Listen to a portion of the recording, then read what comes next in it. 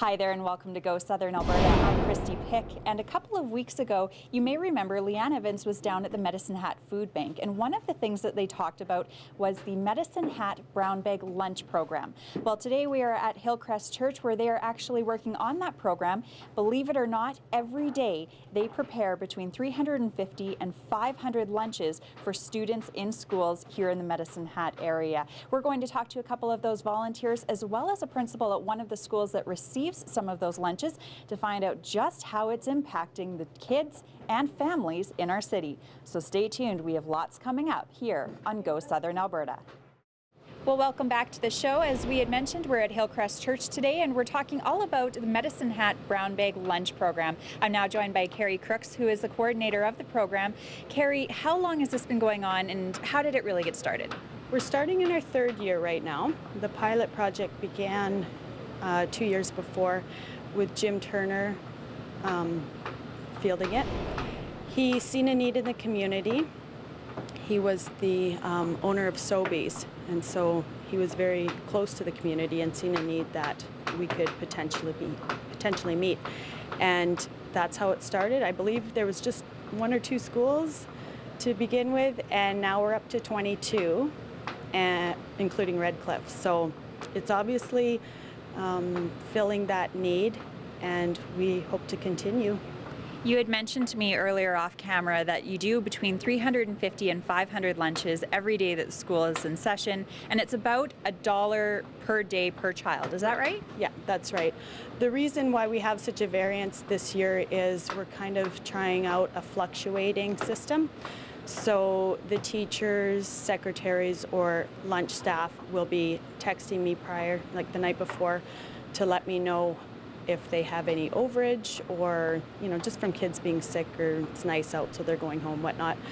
That is allowing us to keep our numbers extremely accurate. So there's no waste and everybody's getting fresh food every day.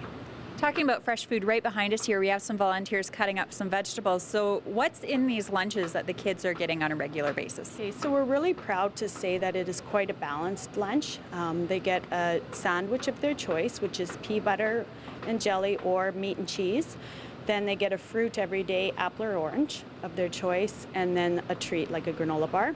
And twice a week they get the veggie packs. So we're really trying to give them a complete lunch, not just a small sandwich. So yeah, we're really proud that that's going on, and a shout out to Red Hat for providing the veggies. Thanks, guys. All right, perfect.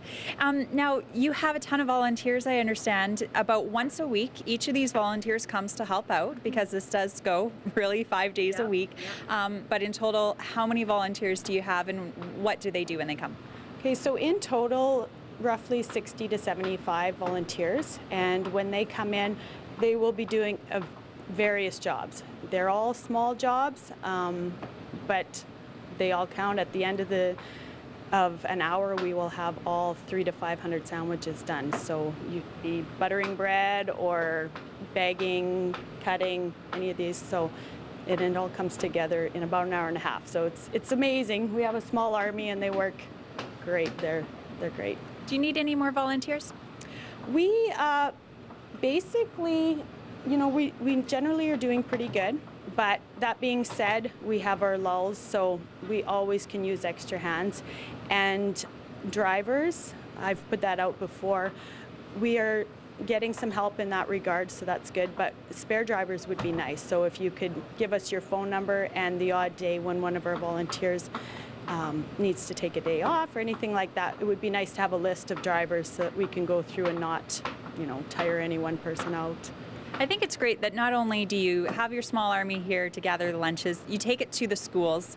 It's nice and simple. I mean, how else can you streamline a program like this? 350 to 500 kids every day. How can people get involved? How can they find out more information, or how could they donate if they wanted to help out?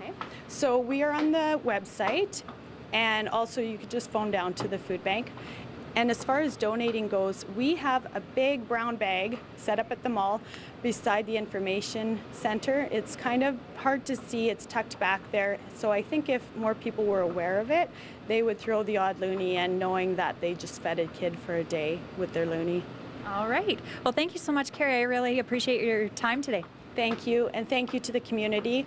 We were on chat radio the other day, and it went over extremely well.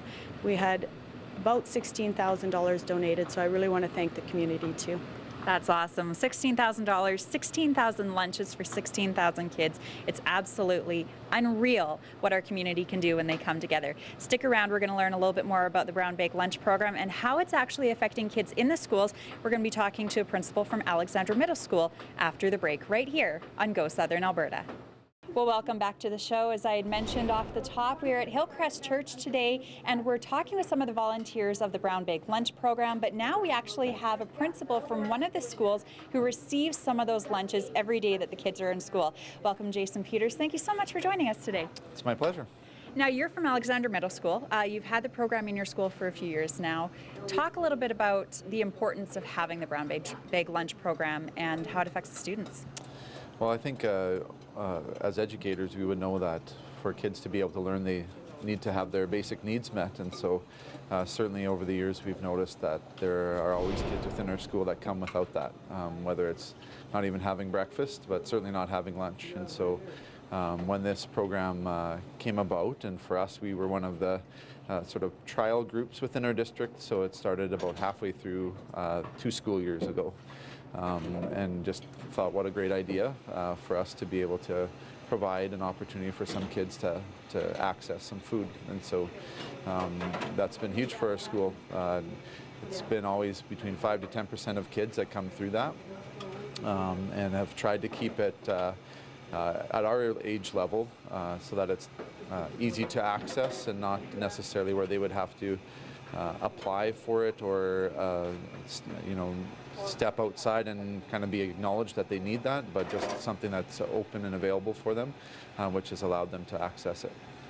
What differences have you noticed maybe in your students in the last couple of years that they've had this program? Are they a little bit more attentive? Because those are the things that we hear, is that it keeps kids attentive if they have a full stomach, and helps with their learning and that sort of thing.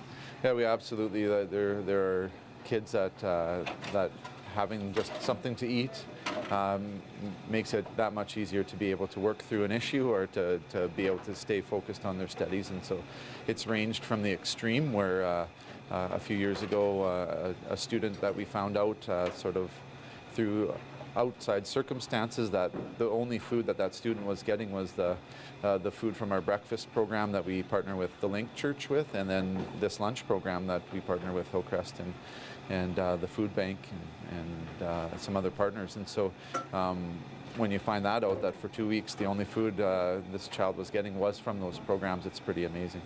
So what message would you have for other community members if they wanted to volunteer something like this?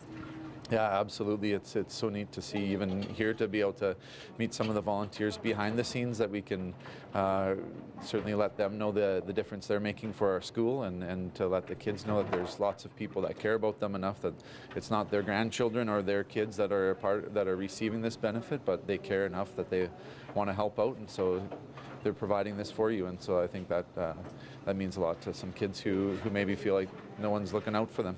I have to say it's definitely an invaluable program, and your school is just one benefactor. I understand there are 18 other schools in the Medicine Hat area that are receiving these lunches. So thank you so much for joining us today and letting us have a little bit of insight to how it actually affects the students. Yeah, you're welcome. And yeah, if people can volunteer, or I'm sure if you're unable to, the financial contributions would be great too. So.